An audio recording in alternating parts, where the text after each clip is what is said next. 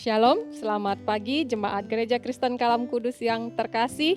Kembali kita bertemu di dalam sapaan pastoral di pagi ini. Saya berharap di bulan Februari ini kita semua dalam keadaan baik, sehat, dalam perlindungan dan pemeliharaan Tuhan. Mari kita mengawali perenungan ini masuk ke dalam doa. Bapa kami yang di surga, kami mengucap syukur ya Tuhan untuk kebaikan Tuhan yang senantiasa terus memelihara kehidupan kami. Ketika kami boleh bangun dalam keadaan yang segar, baik dan sehat, terima kasih ya Tuhan untuk segala berkat kebaikan Tuhan, bahkan berkat yang akan kami terima sepanjang hari ini. Berkati ya Tuhan hati kami supaya fokus kepada Tuhan, tertuju kepada Tuhan. Biarlah senantiasa perenungan ini boleh menjadi bekal dalam kehidupan kami. Di dalam nama Tuhan Yesus kami berdoa mengucap syukur. Amin. Ya, jemaat yang terkasih, pagi ini renungan kita saya berikan tema milikilah hikmat Kristus. Nah, jemaat yang terkasih, di dalam kehidupan ini berbagai motivasi mewarnai pengambilan keputusan bahkan tindakan setiap manusia. Dan biasanya manusia akan bertindak itu sesuai dengan hati nurani. Kita tahu bahwa hati nurani ini diberikan Allah sebagai pencipta kepada setiap manusia, baik itu manusia yang percaya maupun manusia yang tidak percaya kepada Tuhan. Nah, hati nurani inilah yang biasanya dijadikan panduan, dijadikan pedoman sebagai norma umum untuk manusia bisa berelasi dengan sesama. Jadi relasi antara sesama manusia itu akan didasarkan hati nurani yang berbicara di dalam hati setiap manusia, baik orang percaya maupun orang yang tidak percaya. Namun pada kenyataannya kita begitu sulit dalam kehidupan sehari-hari untuk melihat hati nurani ini yang dijadikan panduan, yang dijadikan pedoman di dalam pengambilan keputusan, di dalam tindakan sehari-hari dalam kehidupan manusia. Dalam keadaan manusia yang mungkin tertekan, yang mungkin dalam keadaan yang takut, khawatir, kita seringkali mengambil keputusan dan melakukan berbagai tindakan yang salah, dalam arti tidak sesuai dengan hati nurani yang sudah dianugerahkan oleh Tuhan. Nah, hal inilah yang sering membuat relasi antara sesama manusia itu menjadi rusak. Dan kalau kita melihat, malah kita sering melihat orang-orang yang mengaku dirinya percaya kepada Kristus, ternyata bahkan mereka melakukan pengambilan keputusan, bahkan bertindak yang tidak sesuai dengan hati nurani. Padahal tentunya kita tahu bahwasannya yang disebut dengan orang percaya adalah orang yang sudah mengalami kelahiran yang baru dalam Kristus.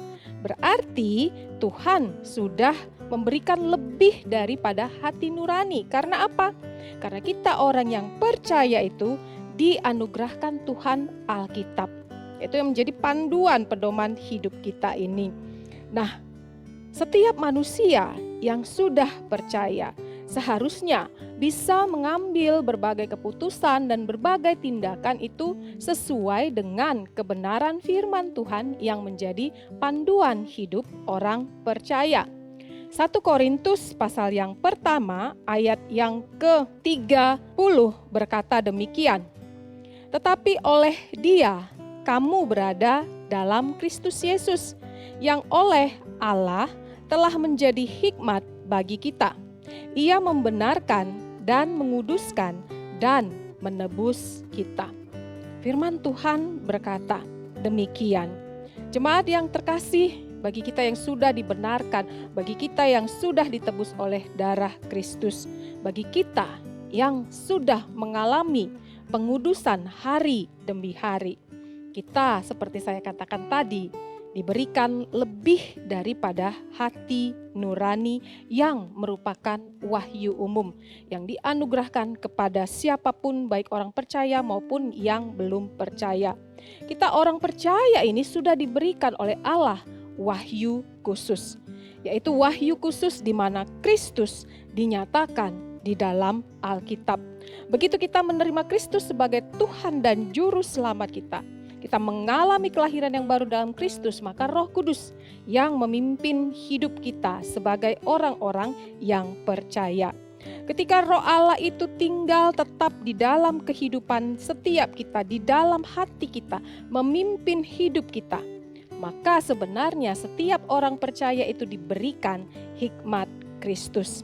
Nah, hikmat Kristus inilah seharusnya yang menjadi motivasi di dalam setiap manusia itu mengambil keputusan ataupun melakukan berbagai tindakan. Nah, hikmat Kristus inilah yang juga seharusnya menjadi norma atau menjadi standar kebenaran di dalam kehidupan orang percaya. Nah, untuk itu, bagi setiap kita yang sudah menerima penebusan dari Kristus, seharusnya hidup kita berbeda dari kehidupan orang-orang di dunia. Cara pandang, pola pikir kita, tindakan kita, semuanya harus berdasarkan kepada hikmat Kristus. Sehingga kita menyerupai Kristus.